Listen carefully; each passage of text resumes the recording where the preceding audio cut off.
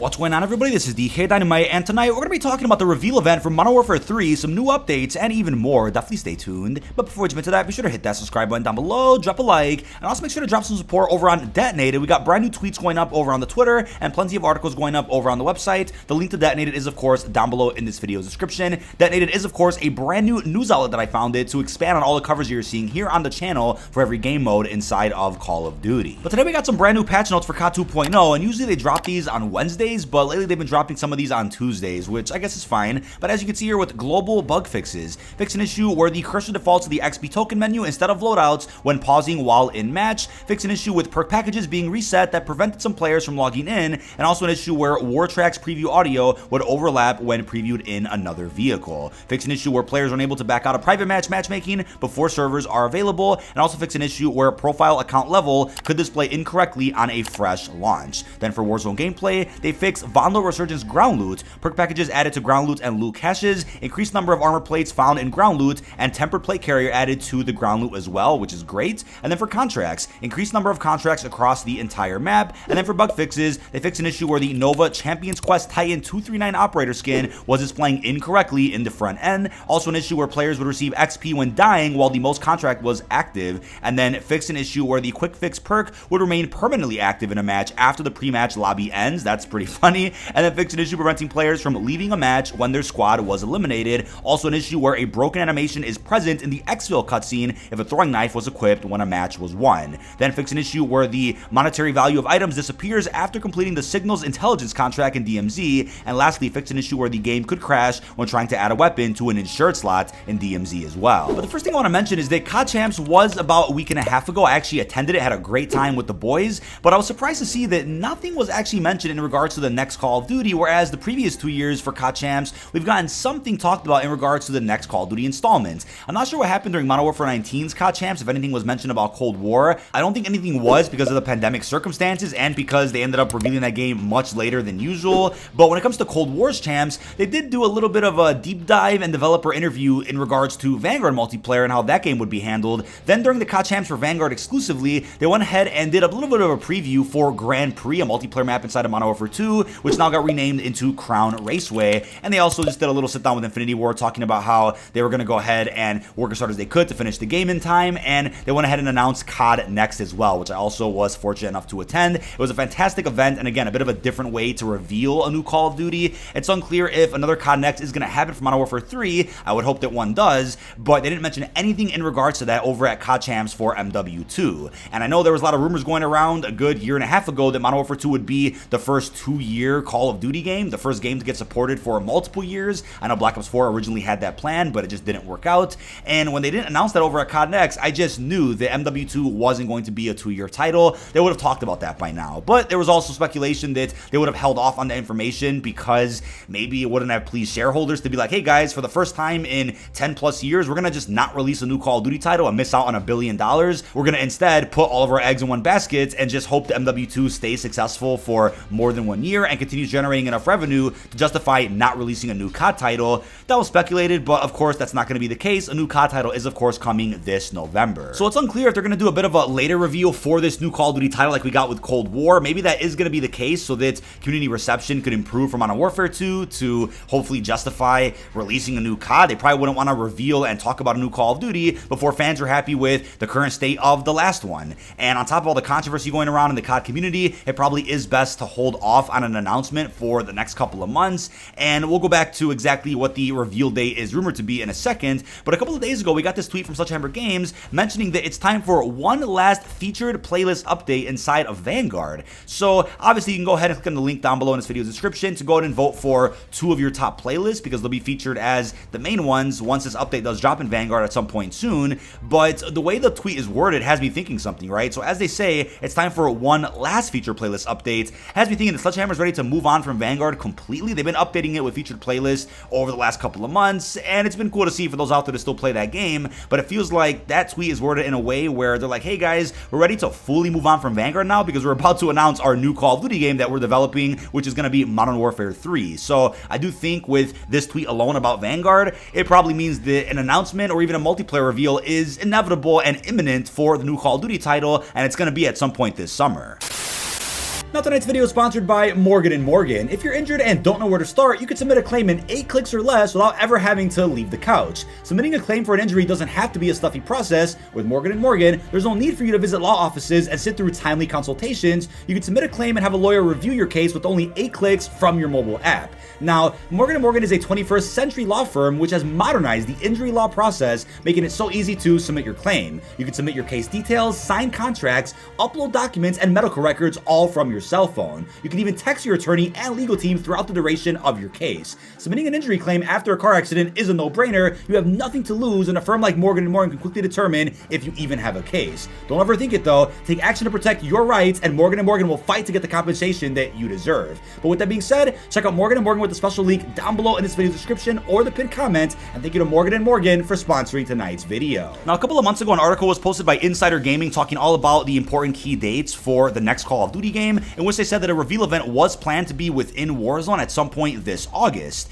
Now, if you look back at the other live events that we had in Warzone over the last couple of years, we got a really cool one to reveal Cold War inside of Warzone 1 Verdansk. I absolutely loved that event. It was done very, very well in my opinion, right? Having this live Easter egg hunt inside of a match of Verdansk, and then everybody having to run to the stadium as the trailer then premiered for the new Call of Duty. I absolutely love that. We then got another live event inside of Verdansk, which transitioned us from regular Verdansk to Verdansk 84 with the Zombies Outbreak and the Nuke event. That was also an event that I think was pretty well done story-wise, but gameplay-wise could have been a little bit better. It was a bit too basic, but still better nonetheless than just dropping a casual announcement saying, hey guys, Verdansk is going away today, Verdansk 84 is coming out tomorrow. It was cool to be able to transition into a match of the new version of Verdansk while taking part in the live event. That was something, of course, that was Fortnite-esque, but I was a fan of, and obviously Fortnite does live events very damn well. They haven't done one in a while from my understanding, but Warzone then did one final event, and the third one, which was the reveal event for Vanguard, and that event was also pretty basic, but I think it was still cooler than just dropping a random trailer and saying, alright guys, here you go, like we usually get. It was cool to see an interactive type of event where we had to blow up a train, then the trailer premiered for the new Call of Duty. It was crazy seeing all the planes in the sky over in Verdansk 84, and of course teasing the fact that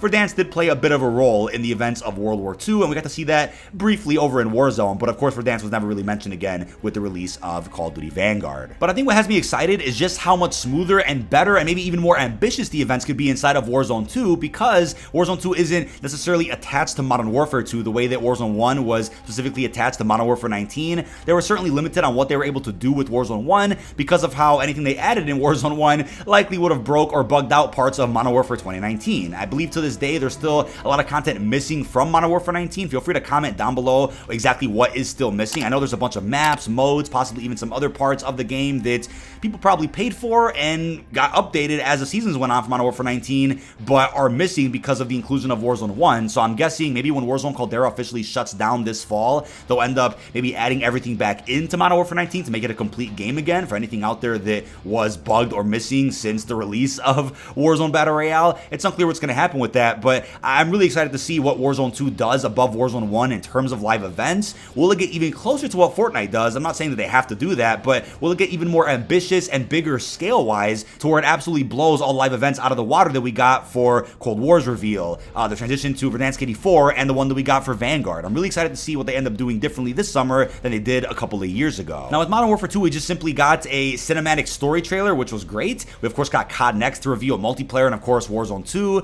a pinch of DMZ. So maybe this time they'll do something even crazier where they have a live reveal event over in Warzone, we get a cinematic trailer for the story mode, then we get a big event like COD Next again where they go ahead and reveal the full multiplayer and the Warzone 2 integration with what's rumored to be a Las Almas. So I'm looking forward to exactly how they're going to do the reveal event for this new Call of Duty. But according to the Insider Gaming article, August 1st is the current date that they have scheduled for this brand new MWIII reveal event. And the thing is, as we'll talk about in a couple of minutes from now, Season 4 is currently scheduled to end on August 1st as well, with Season 5 starting apparently on August the 2nd. That's according to the current in-game Battle Pass timer. So could they be ending off Season 4 on a bang with this reveal event for the new Call of Duty? Or does it make more sense that they end up revealing the new Call of Duty maybe a little bit under the middle of Season 5 for MW2? Does that make more sense? Maybe just towards the middle of August? Or do they want to just kick off August with a brand new reveal event? It's a little unknown as of right now, but leave your best bets down below in the comment section. Is that still going to be the reveal date for our new Modern Warfare game, or is that currently out of date information that Insider Gaming previously reported on? As of last night, we also got a very strange tweet from the one and only Ralph's Valve,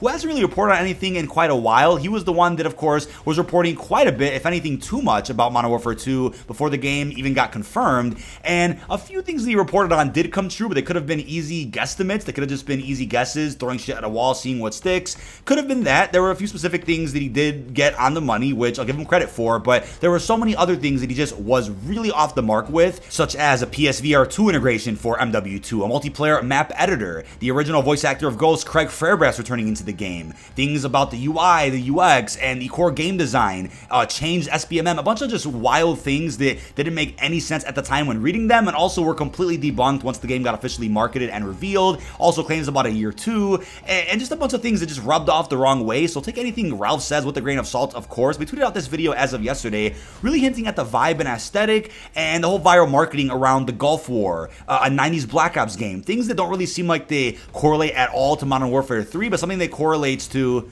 some things that correlate to what is rumored to be the next Black Ops game. So this could be an early tease at that, even though we kind of already knew based on actual rumors and leaks from other sources out there in the internet community about what's going on with the next Black Ops game, story-wise, timeline-wise. We've already heard quite a bit about Treyarch's next title, even though we know even less about the new title coming out this fall, which is supposed to be Modern Warfare 3. But figured to bring that up real quickly for those out there that might have seen this tweet and were a bit confused by what it actually meant. It's probably just a reference to what the direction is going to be like for Treyarch's next title, not anything to do with the new Modern Warfare game. There have been some claims flying around on Twitter in regards to how MW3 is going to play as a multiplayer experience. There's claims going around that it's pretty much just Vanguard with the Modern Warfare name attached. There's deleted tweets from the Ghost of Cope saying, and I quote, "It's a mix of a lot of things while doing new things," and that's such a vague tweet. I mean, that might not mean very much. Again, it might not mean anything at all. It might not even be something that he's heard from a quote-unquote source. Could just be something that he's making up just for clout. I mean, who knows? I mean, this is the same guy who said Mauer Toten was the last round-based map in Cold War.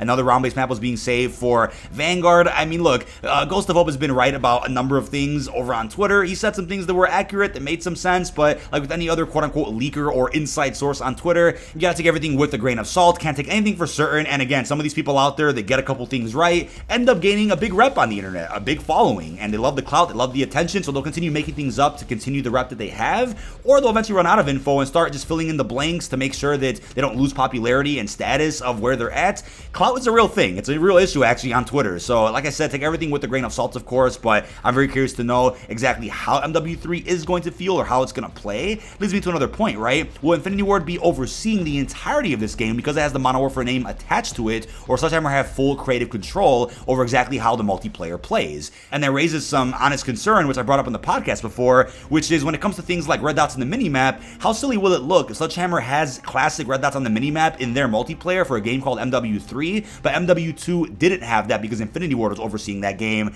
I wonder how that'll make Infinity Ward look if Sledgehammer has a big 180 like that in their multiplayer, right? So that's why I'm thinking it's possible that Infinity Ward does oversee a lot of the core gameplay decisions with the new Modern Warfare game, so that it doesn't make them look silly for missing some of those things inside of MW2. Now, if I had it my way, I would say, yeah, let's take all the flaws of MW2, iron them out, and make the game even better so that MW3 is a true successor to Modern Warfare 19, and it feels like a solid follow-up to a game like MW2, which I'm actually a big fan of. I like this game's multiplayer. I've already looked past the little things like red dots in the minimap, dead silence, and other core decisions that Infinity Ward changed for whatever reason, but I'm curious to see how it'll make IW look if Sledgehammer just turns all that around with this new title, which is why I do think that Infinity Ward probably has some say over some of the gameplay decisions inside of this new COD, but it'll be crazy to see the whole back and forth going on with these two dev studios if there is some clash with some of the core gameplay decisions. I know we have even Charlie Intel and Ralph Swav going at it over on Twitter, also debating whether or not Sledgehammer has any creative control over the game, or does Infinity Ward have that, while Sledgehammer just kind of making what Infinity Ward tells them to make.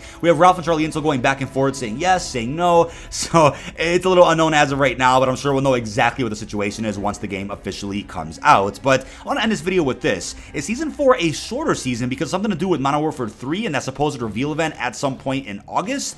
I mean, as of right now, the current Battle Pass timer does say that Season 4 ends on August 2nd, which is, of course, a Wednesday, and with that in mind, that makes Season 4 the shortest season yet of MW2, which also has me thinking, right, is Season 4 Reloaded coming out sooner than expected because of how short this season is? I'll be talking more about that in a separate video, but we also have this guesstimate calendar from Phantom Ice over on Twitter. Are these the dates we could be seeing for the potential live event in Warzone 2 to reveal MW3? Do they want to make sure that Season 5 launches, has like a week or two in the spotlight before doing this reveal event, or will the reveal event kind of kick off the 5th season, but they wanted to make sure they did that as fast as possible or as early as possible in August, so that by September we end up getting hopefully our betas and some other marketing. But if you look at the schedule from Insider Gaming, it looks like we're not getting a beta until very late in the year, and we're still going to get campaign early access apparently, but of course take all those dates with a grain of salt as well. A lot of that could be subject to change and could have been dates that were planned many months ago during that Activision data breach, which again might have had a bunch of outdated information that is not at all keeping up with what is actually going on right now with the Call of Duty cycle. But that is about it. This has been dkdynamite. Leave your thoughts down below in the comment section. What are your thoughts on the reveal event for Modern Warfare 3? How are you feeling about brand new updates inside of COD 2.0 and everything else we discussed? Really hope you've enjoyed, and peace out everybody.